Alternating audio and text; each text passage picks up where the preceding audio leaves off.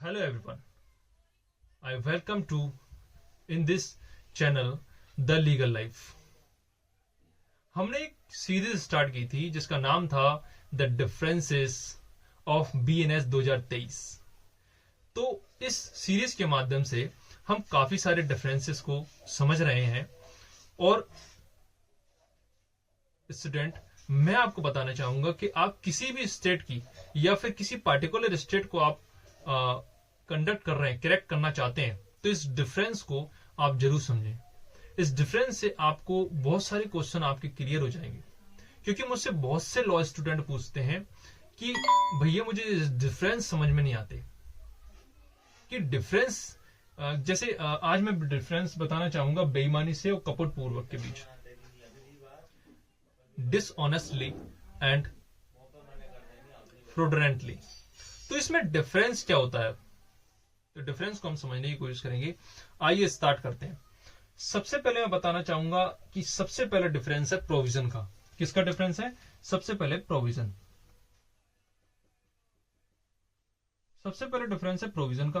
तो प्रोविजन है section number 2 की क्लॉज 7 और सेक्शन नंबर 2 की क्लॉज 9 में ये डिफाइंड है और सेक्शन नंबर 2 के क्लॉज 7 में ये डिफाइंड है बेईमानी से, डिसऑनेस्टली एंड फ्रॉडुलेंटली। तो फ्रॉडुलेंटली और डिसऑनेस्टली में छोटा सा अंतर है, क्योंकि जब आप बेरेट लैंग्वेज पढ़ेंगे तो आपको एक जैसे लगेंगे। क्यों लगेंगे? क्योंकि ये बोलता है कि एक व्यक्ति को सदोष लाभ कारित करे या अन्य को सदोष हानि कारित करे, और ये बोलता है कि कपट करने के आशय से कार्य करना। कपट करने के आशय से कार्य करना, कपट करने का मतलब फ्रॉड करने के आशय से कार्य करना। तो इसमें दिया गया कि एक व्यक्ति को सदोष लाभ कारित करे या अन्य को सदोष हानि कारित होना। तो सदोष लाभ और सदोष हानि कारित करे, कहने का मतलब यह है सदोष लाभ और सदोष हानि क्या होता है। तो सदोष लाभ वो तब होता है जब आप किसी, सीधी सी बात यह है कि ये जो ऑफेंस है दोनों, ये ज्यादातर प्रॉपर्टी से रिलेटेड है। क्योंकि सदोष लाभ या सदोष हानि ज्यादातर प्रॉपर्टी, जैसे आप थेफ्ट को देखेंगे तो थेफ्ट में भी ऐसा ही कुछ आपको देखने को मिलेगा। जब आप रॉबरी देखेंगे तो उसमें भी आपको ऐसे ही देखने को मिलेगा। एक्सटॉर्शन देखेंगे तब भी यही देखने को मिलता है आपको। मिसचिफ में देखेंगे तब भी आपको ऐसे ही देखने को मिलेगा। CBT में देखेंगे आप, क्रिमिनल ब्रीच ऑफ ट्रस्ट में भी आपको ऐसे ही देखने को मिलेगा। तो सीधी सी बात यह है कि प्रॉपर्टी से रिलेटेड ऑफेंस है। तो सदोष लाभ कारित करना, सदोष लाभ कारित करने का मतलब यह है कि किसी भी प्रॉपर्टी पे आप अवैध रूप से कब्जा कर लेते हैं और उससे आप लाभ कमाते हैं। दैट इज कॉल्ड सदोष लाभ।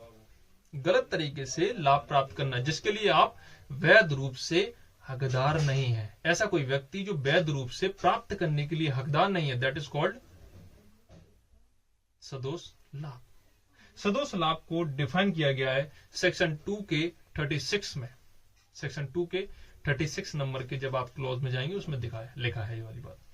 और जब सदोष हानि की मैं बात करूं, सदोष हानि की बात का मतलब यह है कि जिसके लिए ऐसा कोई व्यक्ति जो वैध रूप से हानि उठाने के लिए हकदार है, दैट इज कॉल्ड, जिसको आप सेक्शन 2 के क्लॉज नंबर 37 में देखने को मिलेगा, जिसे कहते हैं आप सदोष हानि।